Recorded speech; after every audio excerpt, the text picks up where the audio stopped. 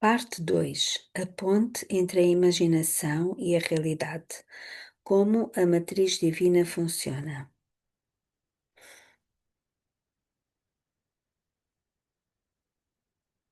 Capítulo 3: Somos observadores passivos ou criadores poderosos? Porque o universo é tão grande?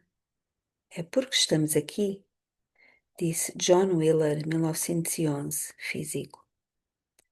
A imaginação cria a realidade. O homem é toda imaginação, disse Neville, 1905-1972. Visionário e místico.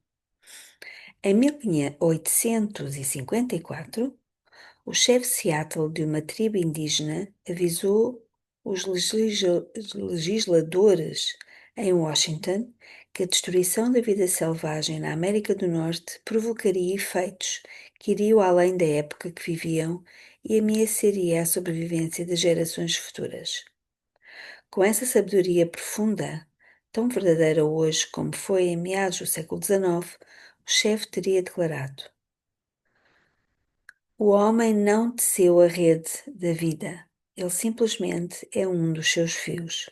Seja lá o que ele fizer à rede, estará fazendo a si próprio. O paralelo entre a descrição do chefe Seattle do nosso lugar na rede da vida e a nossa conexão à matriz divina e dentro dela é inequívoca. Como parte de tudo o que vemos, somos participantes de uma conversação em andamento, um diálogo quântico com nós mesmos, com o nosso mundo e além dele. Dentro dessa troca cósmica, os nossos sentimentos, as emoções, as orações e as crenças de todo o instante representam a nossa fala ao universo. E tudo, da vitalidade do nosso corpo à paz no nosso mundo, é o universo nos respondendo. Qual o significado de participar do universo?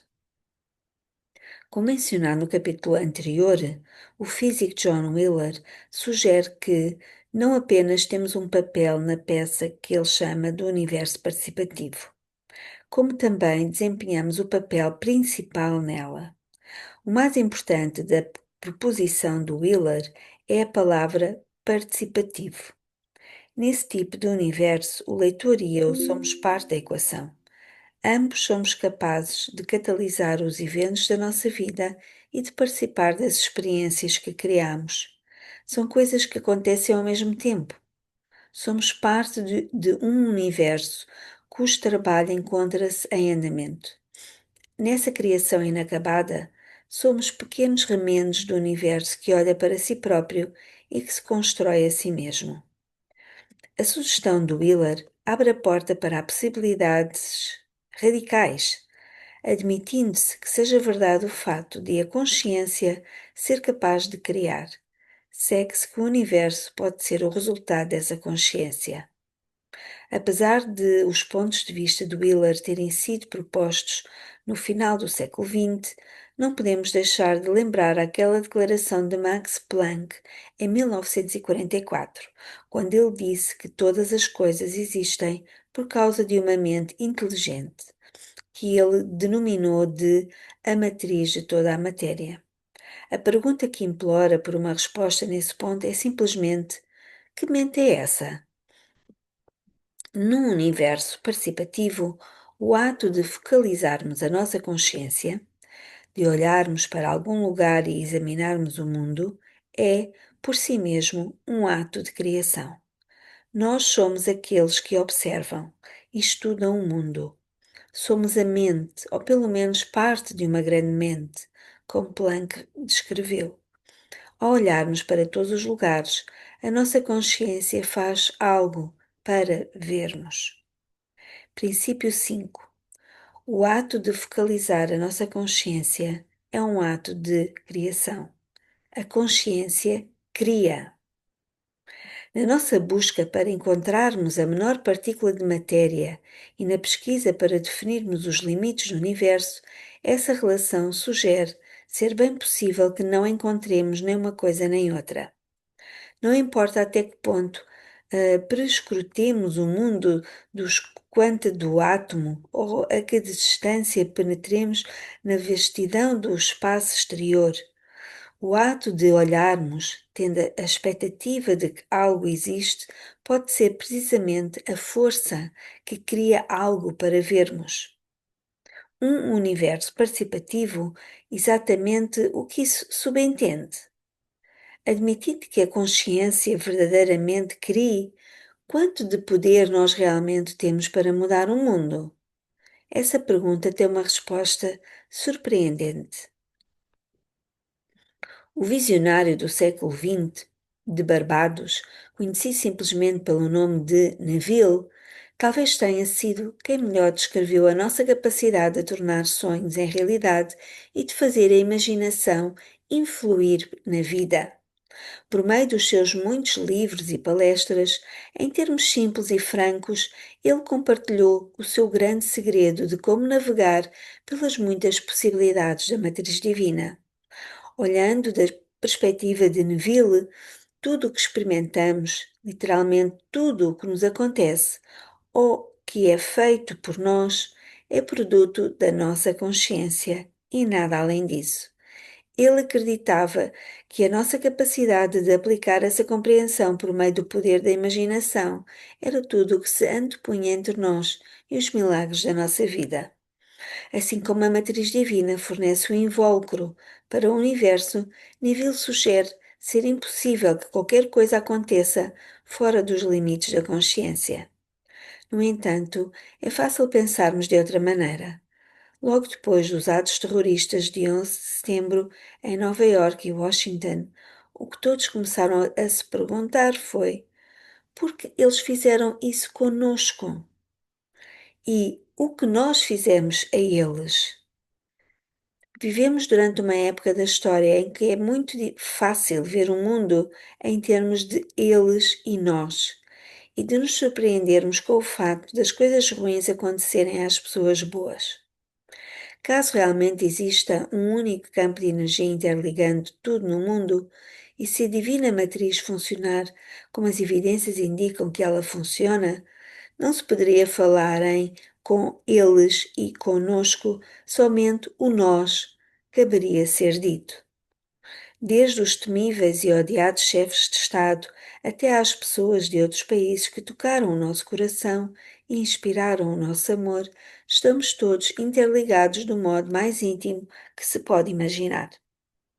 Pelo campo da consciência, a incubadora da nossa realidade, com a qual juntos podemos criar a cura ou a dor, a paz ou a guerra. Isso poderia muito bem ser a consequência mais difícil que nos mostra a nova ciência. Poderia também ser a origem da nossa sobrevivência, da nossa cura mais completa. O trabalho de Neville lembra-nos que talvez o maior de todos os erros na maneira como vemos o mundo seja ficar considerando as razões externas dos altos e baixos da vida. Ainda que certamente existam causas e efeitos que podem levar aos acontecimentos de cada dia, eles parecem originar-se de uma época e de um lugar que aparentam estar completamente desconectados do momento presente. Neville compartilha o ponto crucial do maior mistério referente ao nosso relacionamento com o mundo no qual vivemos. A principal ilusão do homem é a sua convicção de que existem outras causas além do seu próprio estado de consciência. O que isso afinal significa? É a questão prática que surge naturalmente quando falamos em viver num universo participativo. Quando inquirimos quanto poder realmente temos para operar mudanças na nossa vida e no mundo, a resposta é simples e encontra-se a seguir. Princípio 6. Temos o poder necessário para fazer todas as mudanças que quisermos. Essa capacidade fica disponível para nós dependendo de onde colocamos o nosso foco e de que forma usamos o poder da nossa consciência. No seu livro The Power of Awareness, Neville oferece-nos um exemplo depois do outro de histórias de caso que demonstram, sem sombra de dúvida, como precisamente isso funciona. Retive na memória uma das mais pungentes dessas histórias durante anos. Era sobre um homem na casa dos 20 anos que havia recebido um diagnóstico de rara doença cardíaca que os seus médicos acreditavam ser fatal.